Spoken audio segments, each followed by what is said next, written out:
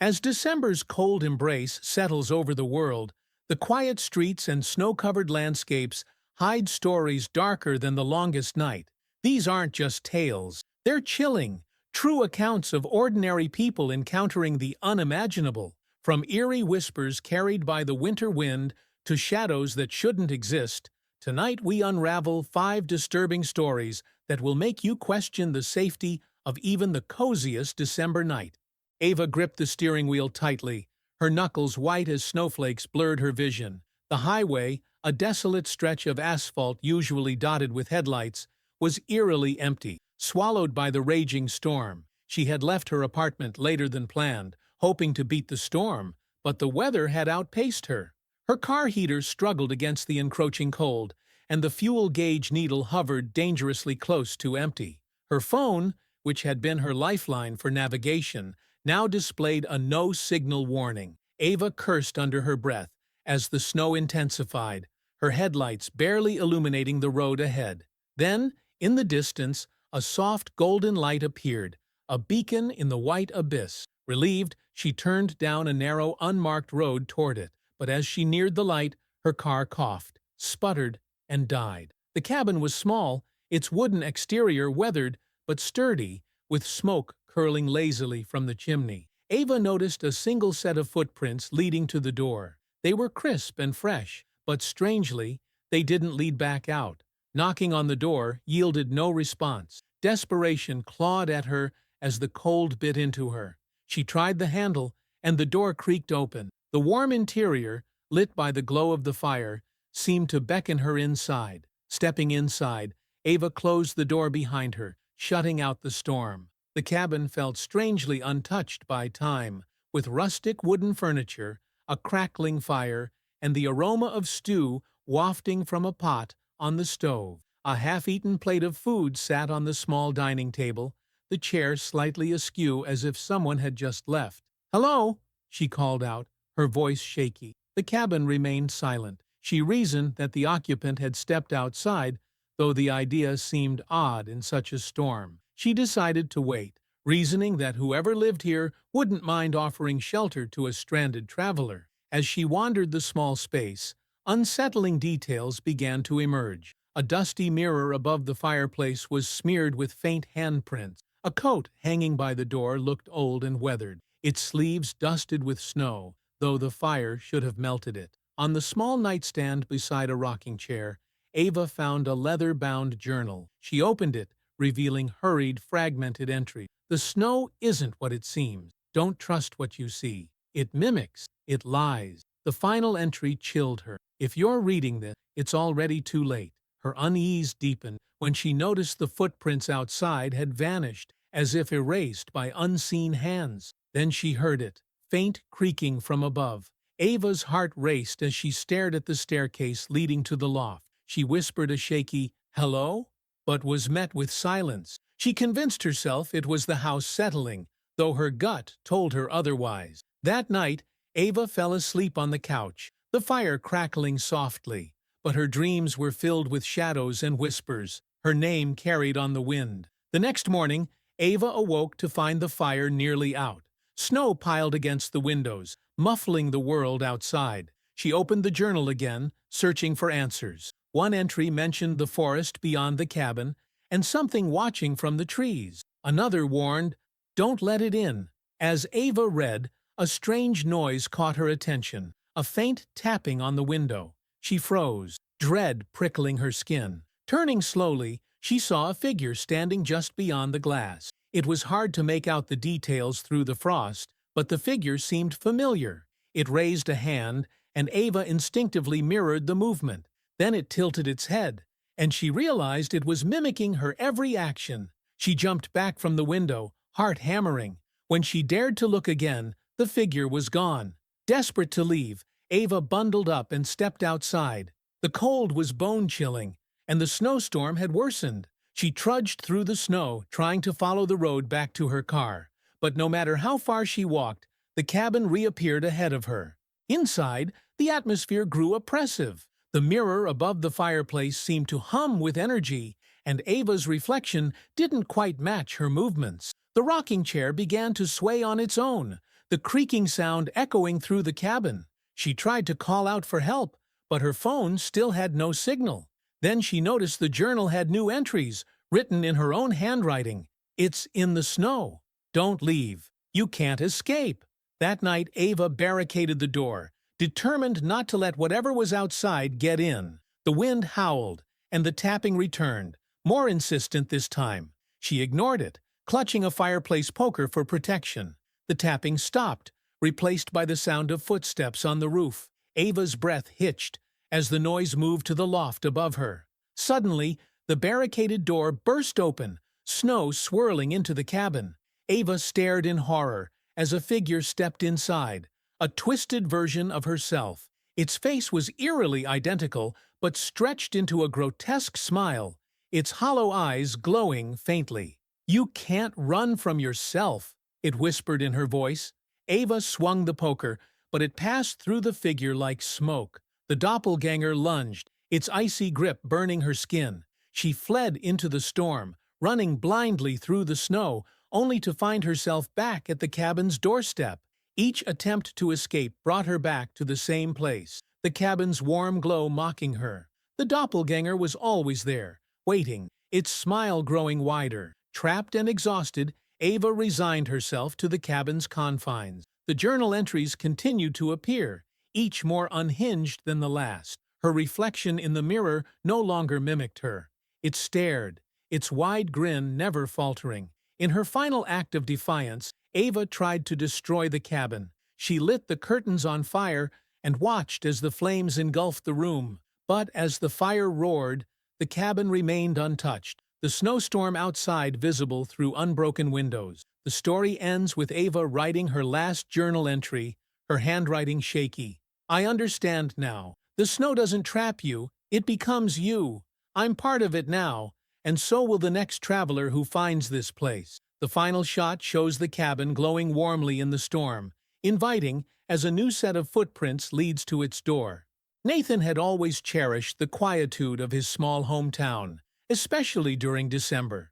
The town, blanketed in snow, transformed into a serene winter wonderland. After months of grueling exams, the thought of returning to the peaceful retreat of his childhood home was the only thing that had kept him going. For Nathan, the stillness of winter was soothing. The silence of the snow-covered woods behind his family's house had always been comforting. But on one cold night, that silence was shattered. Nathan had just settled in front of the fireplace when, in the distance, a haunting sound broke through the quiet, the eerie tones of a choir. It wasn't the typical holiday caroling that filled the air during the season. This was something altogether different, a sorrowful, haunting melody carried by an unseen wind, weaving its way through the trees and across the snow. The melody itself was oddly familiar, like an old lullaby his grandmother used to hum to him when he was a child, comforting him after nightmares. At first, he thought his mind was playing tricks on him,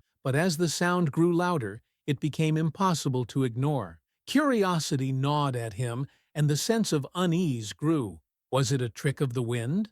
Maybe a local choir practicing at an odd hour? He could feel his heart race as the tune seemed to beckon him. He couldn't resist the pull, so he grabbed a coat, slipped on boots, and ventured into the woods, determined to find the source. The deeper Nathan walked into the woods, the louder the singing became. It wrapped around him like a freezing mist, cutting through the stillness of the forest with a chilling intimacy. Despite the overwhelming fear gnawing at his stomach, he pressed on, drawn to the eerie song as though it was pulling him closer against his will. The sound of his boots crunching in the snow became muffled, swallowed by the oppressive air. Then, in a small clearing, he saw them. Standing in a perfect circle were shadowy figures, their faces obscured by the darkness of the night.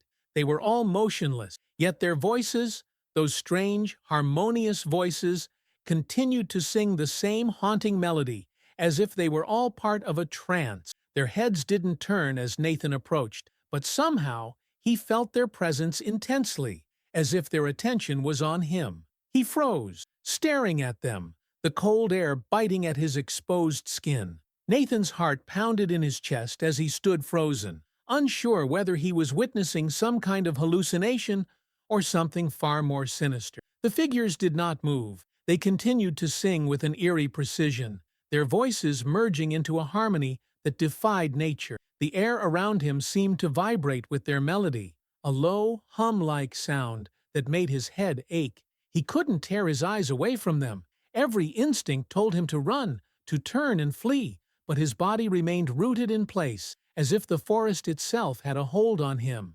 Nathan's mind raced. He knew the song his grandmother used to hum, and the connection to the children who disappeared was undeniable. He rushed home and began going through his grandmother's belongings, searching for any clue that could explain what he had heard. In an old photo album, he found an image that made his heart stop. It was an old, faded photograph of a group of children standing in a circle, their eyes wide and filled with an unspoken fear. The circle was eerily identical to the one he had seen in the woods. One child in the front row bore a striking resemblance to Nathan, his younger self, but somehow different. The realization hit him like a brick. The children in the photo were all the ones who had disappeared. The singing grew louder each night, and Nathan began noticing odd occurrences. Shadowy figures appeared in his house, always just at the edge of his vision. His phone would randomly play the lullaby, even when he wasn't near it. Muddy footprints began to appear in his room, leading from the back door to his bed, as though someone, or something, had been watching him as he slept. Nathan could no longer deny it. The choir had found him, and he was being drawn into something he couldn't escape. Determined to confront the eerie figures and stop the cycle, he returned to the woods with a flashlight and a recording device, hoping to capture evidence and expose the truth. But what he found was far worse than he had ever imagined. The figures were waiting for him. They stood in the same perfect circle, but now their faces were clearer, pale and gaunt, their eyes hollow and vacant. Their mouths were stretched unnaturally wide as they continued to sing, their voices blending into an impossible harmony that echoed in Nathan's head, making it throb painfully. The closer Nathan got, the colder the air became, and his body grew heavy, as though the atmosphere itself was trying to hold him in place. He tried to run, but his feet wouldn't move. The figures slowly moved closer, their mouths stretching wider and wider, and finally, Nathan found his voice. "Hello?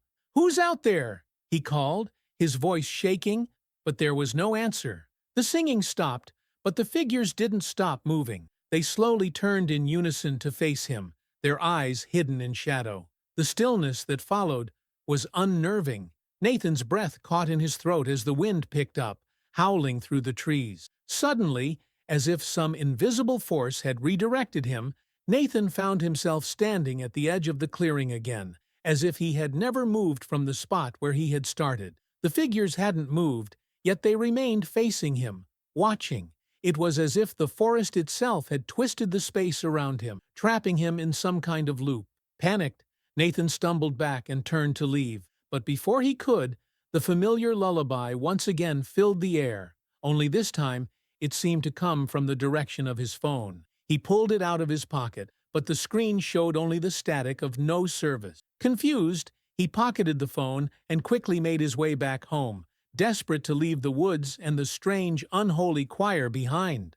At home, Nathan tried to shake off the encounter, dismissing it as a result of stress from his finals. But the memory of the figures in the woods lingered, gnawing at him, feeding his anxiety. That night, the melody returned. This time, it was much closer than before.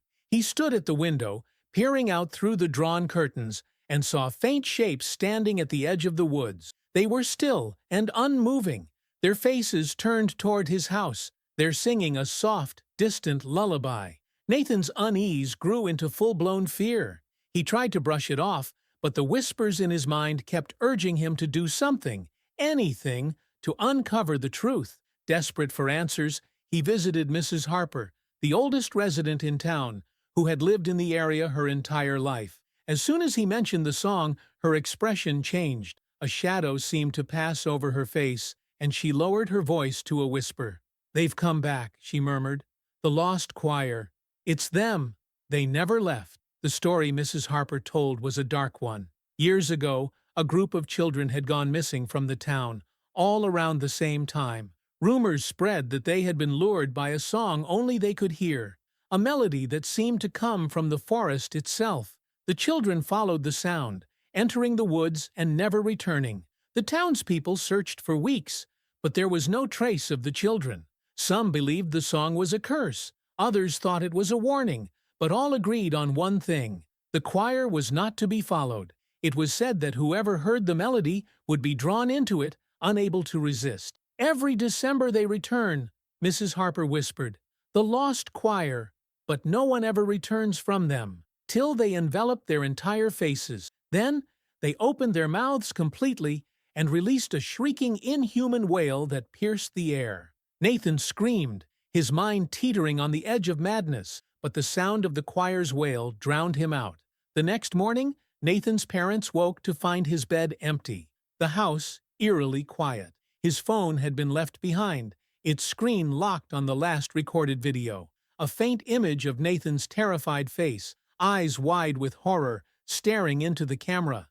In the woods, the lost choir stood in its circle, and at the center was a new figure, Nathan. His face was now part of the choir, frozen in an eternal grimace as they sang. The final shot zooms out, showing a passerby hearing the haunting melody in the distance. Drawn to the sound, they follow it, disappearing into the woods as the cycle begins anew. It was December 22nd, and Emily, a 28-year-old office worker, was rushing to finish her Christmas shopping. The mall was packed with last-minute shoppers, the air filled with holiday cheer, sparkling lights, and Christmas carols playing from every corner.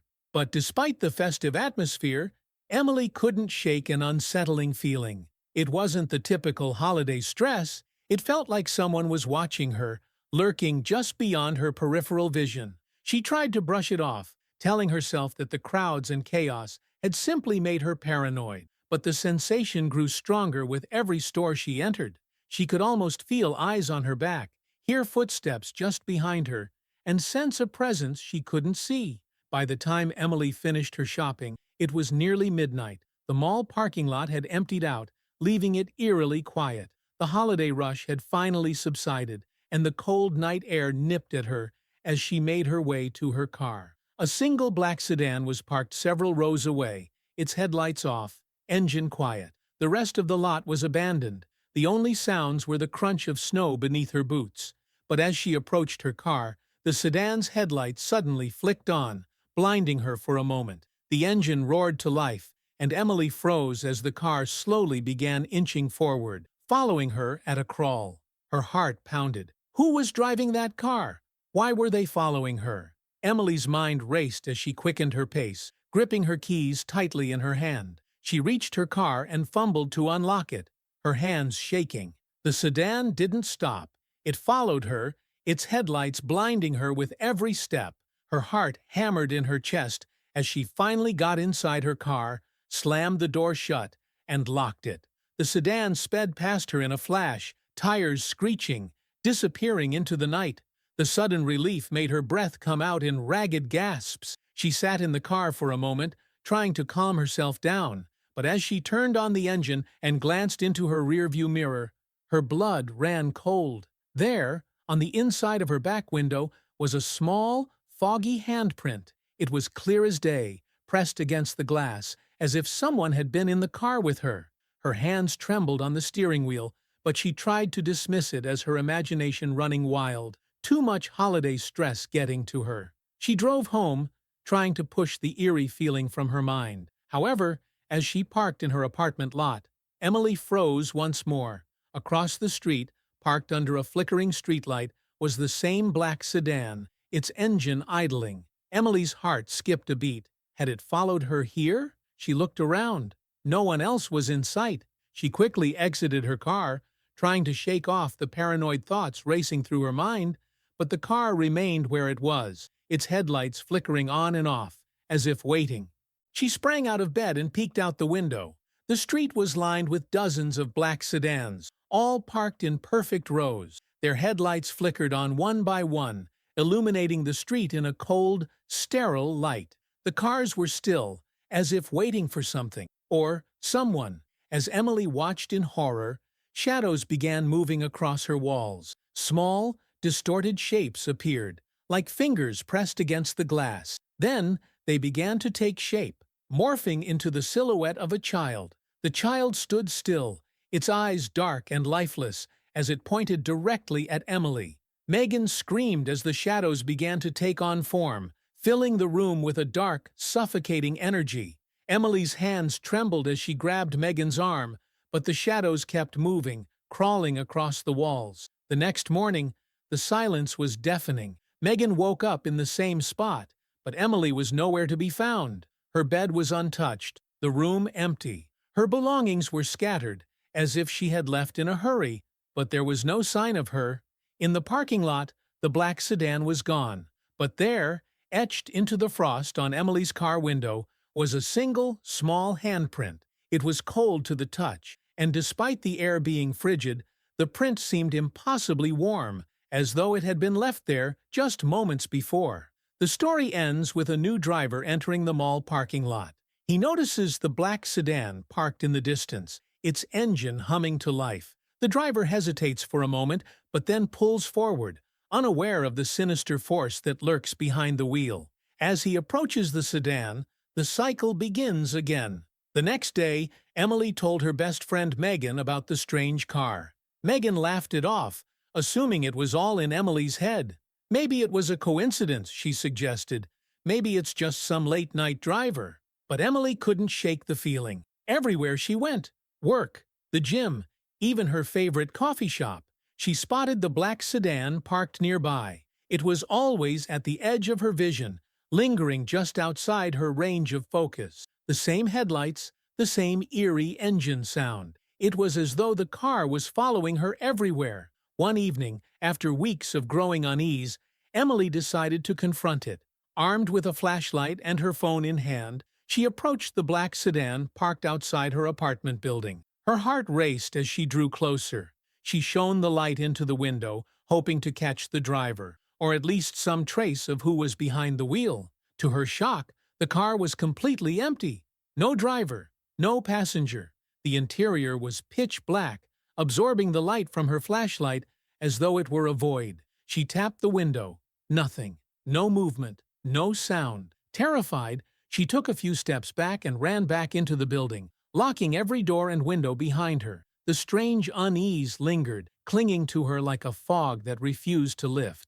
That night, Emily awoke to the sound of faint tapping on her bedroom window. It was an odd, rhythmic sound that sent shivers down her spine. Her heart leapt into her throat as she pulled back the curtain to see who it was. There, just outside the window, standing in the dark, was a figure. A small figure. Emily gasped and turned around, her pulse pounding in her ears. The room was empty, but her reflection in the window showed something far more sinister. Behind her, in the dim light, stood the same figure, its eyes wide and hollow, watching her.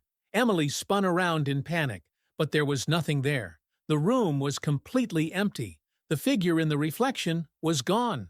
Her breath came in short, frantic bursts as she called Megan, pleading for her to come over. Megan arrived just an hour later, her face full of concern. Together, they tried to piece together the strange occurrences, recalling an urban legend about a cursed car from their town's past. The story had haunted the town for decades, a story of a car that seemed to haunt people during the holidays, always appearing when the snow fell heavy and the nights grew long. According to the legend, the car was involved in a string of disappearances many years ago, all linked to the month of December. Several people, mostly young women, had vanished after encounters with a black sedan. Some said it was the ghost of a man who had died in a car crash, still roaming the streets in search of victims. Others claimed the car had a mind of its own, choosing who to haunt and when.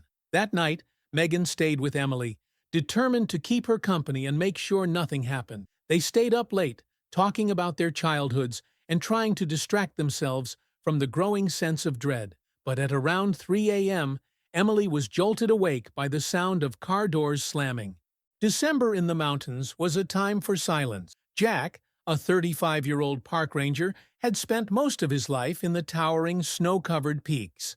The solitude of winter, with the forest blanketed in deep snow and the world seeming to hold its breath, was something he cherished. His job had him patrolling the trails in solitude, ensuring that no tourists ventured out during the harsh conditions. It was a dangerous time for anyone unfamiliar with the forest.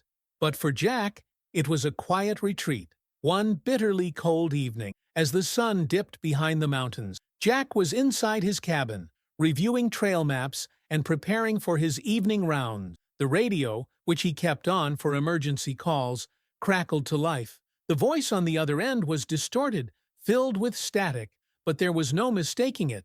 The voice belonged to a young woman. "Help me," she whispered urgently, her words breaking through the static. The sound of her breath was labored, as though she had been running. "Please, help me.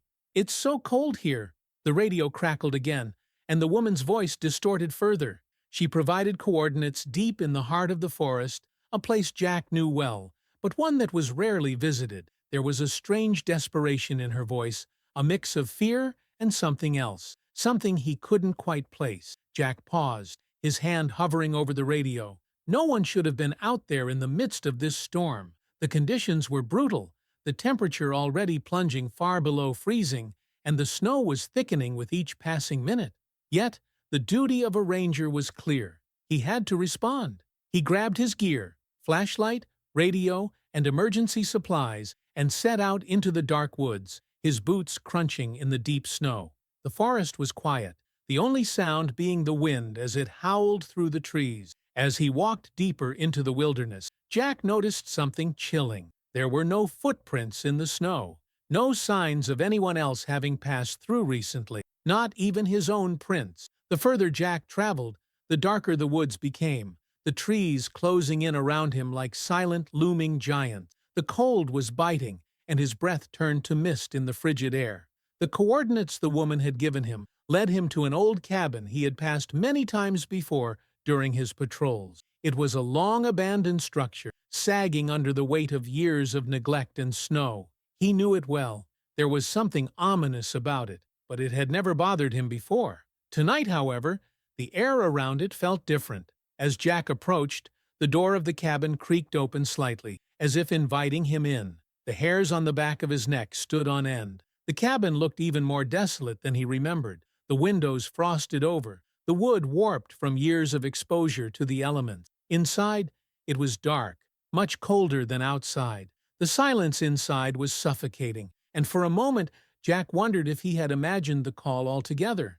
But then he noticed something that sent a chill down his spine. A small table in the corner, on which sat a steaming cup of tea. The steam rose slowly, curling upward into the air, despite the frigid temperature inside. Jack's eyes scanned the room. On the table, next to the cup, was an old radio. Its red light blinked rhythmically as though it had been on standby. When Jack stepped closer, the radio crackled to life. The woman's voice emerged again, softer now, almost like a whisper. "Don't leave me. It's so cold here. Please, stay."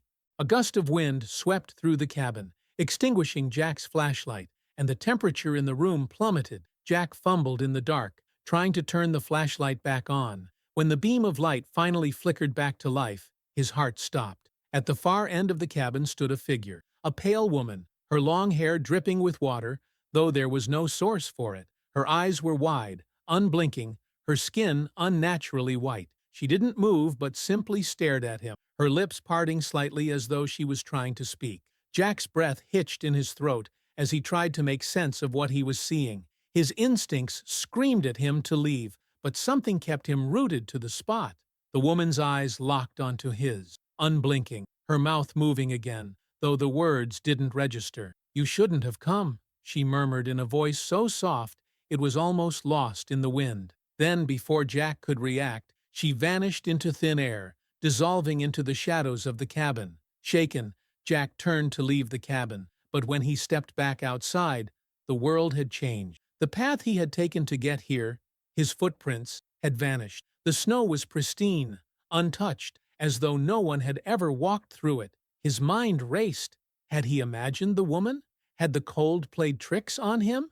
He tried to radio for help, but all he could hear was static, followed by faint, ghostly whispers. "Stay with us! Stay with us!" Panic began to set in. His compass, which had been working fine earlier, was now spinning wildly, its needle moving in random directions. His flashlight flickered and dimmed, casting long, eerie shadows that seemed to move on their own.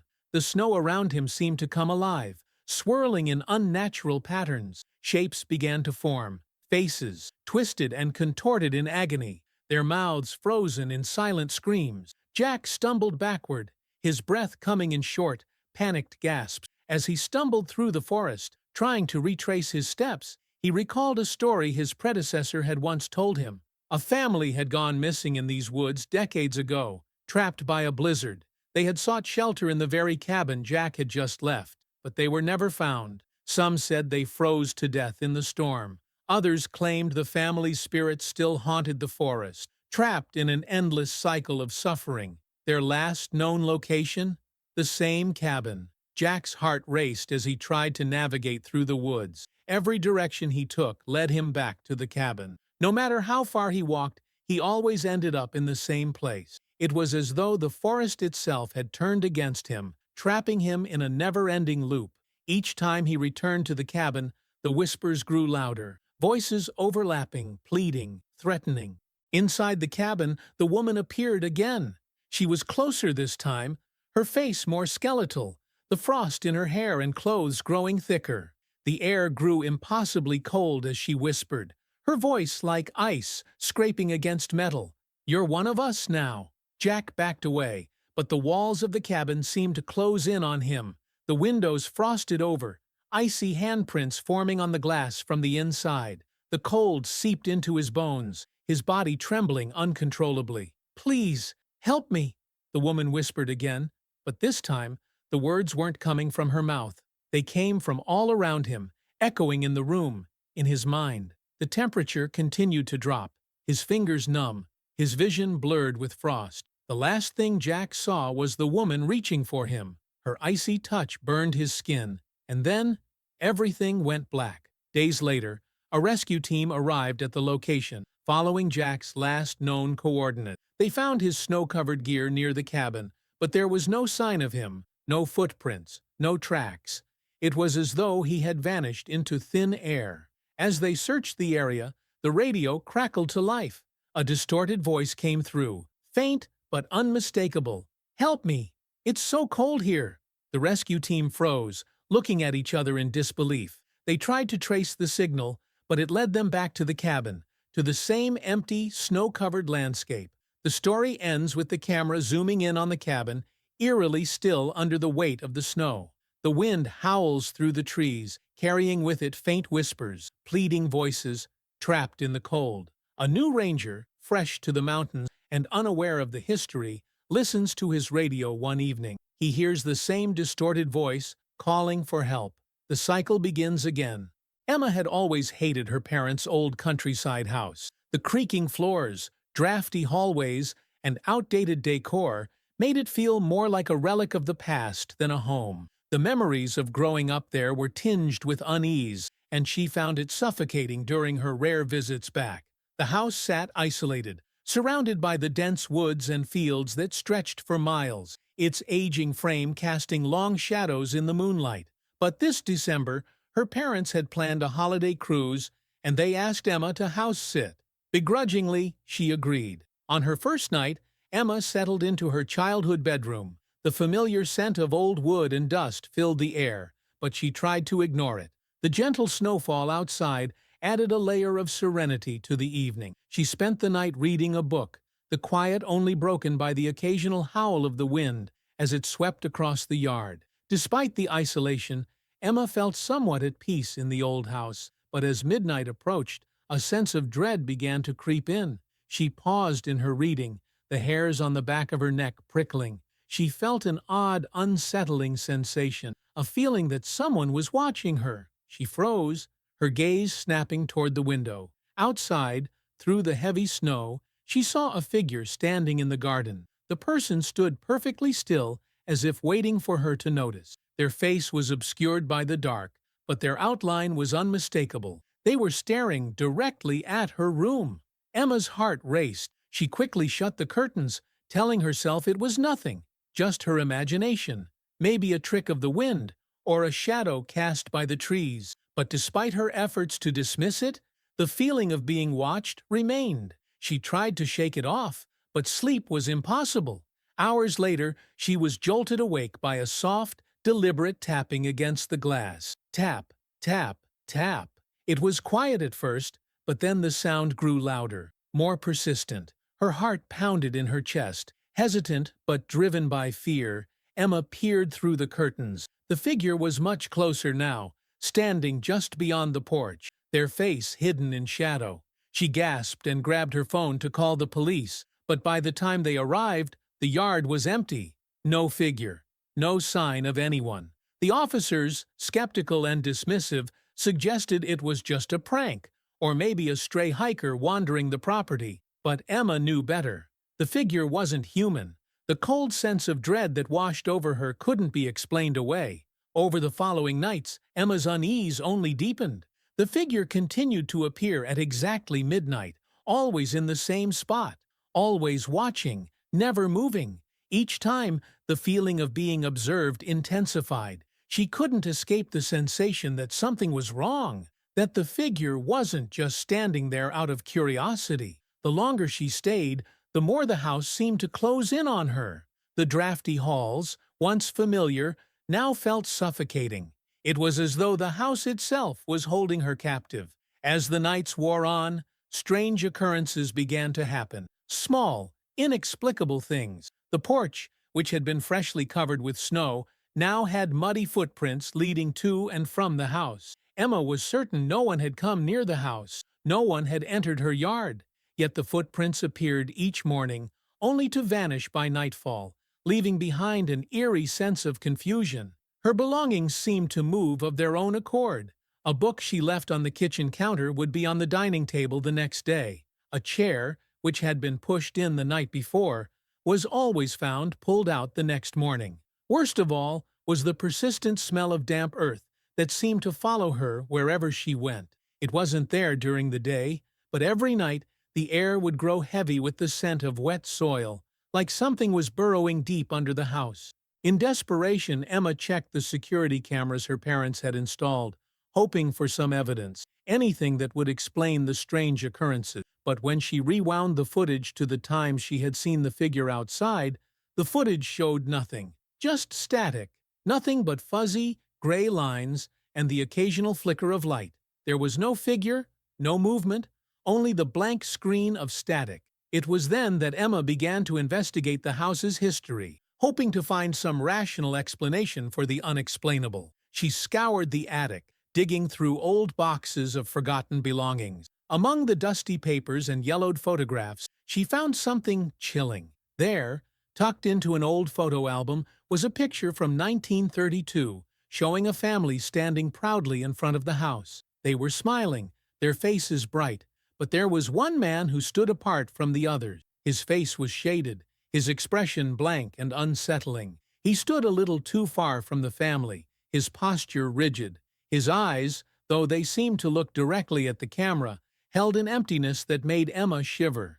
Beneath the photograph was a journal, its leather cover worn with age. It belonged to someone named Henry Williams, a man who had lived in the house long before Emma's family had moved in. The journal told of strange happenings in the house, but it also mentioned something far more disturbing, a legend about a figure known as the Watcher. The Watcher, according to the journal, was a cursed spirit who appeared during the longest nights of December. He would choose someone to observe, and his gaze would drive that person to madness unless they appeased him. The journal described rituals to ward off the Watcher, but the instructions were vague and cryptic, speaking of candles, salt, and ancient incantations. The journal mentioned nothing about how to escape the Watcher's gaze once he had chosen you. At first, Emma dismissed it as folklore, just another old tale meant to frighten children. But the more she read, the more she felt the truth of the story pressing down on her. The sightings became more frequent,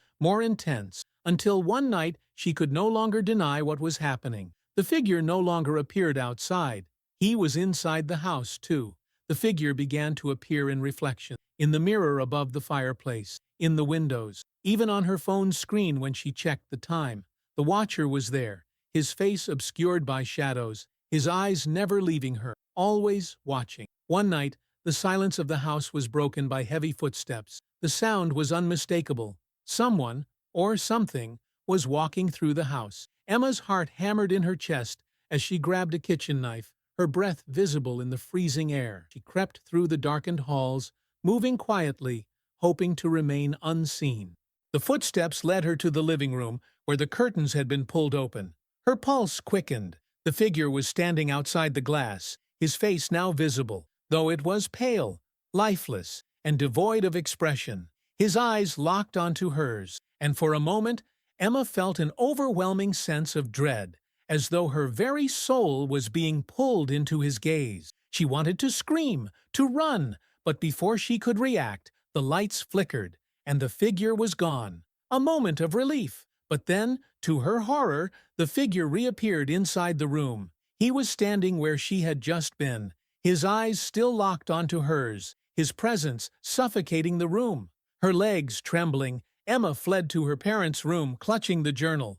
Desperation fueled her as she began to follow the ritual described in the book. She lit candles, sprinkled salt around the room, and began reciting the incantation.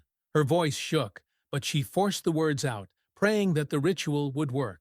The watcher moved closer, his movements jerky, as if his body was struggling against invisible restraints. He seemed to writhe in place, inching closer with every step, his eyes never leaving hers. The room grew colder, the temperature plummeting to unbearable levels. The wind outside howled, rattling the windows, but Emma didn't stop. She finished the incantation, the final word escaping her lips, just as the watcher reached for her. The moment the ritual ended, the candles extinguished, and the room fell into silence. The first rays of dawn broke through the windows, casting a pale light over the room. Emma collapsed onto the bed, exhausted, her heart still racing. She looked around the room, expecting to see the watcher, but he was gone. However, her relief was short-lived. As she prepared to leave the house that morning, she went to the hallway mirror, her reflection hazy in the low light. But when she glanced at her own reflection, something was wrong. The figure, the watcher, stood behind her, his empty eyes staring at her with an intensity that froze her blood.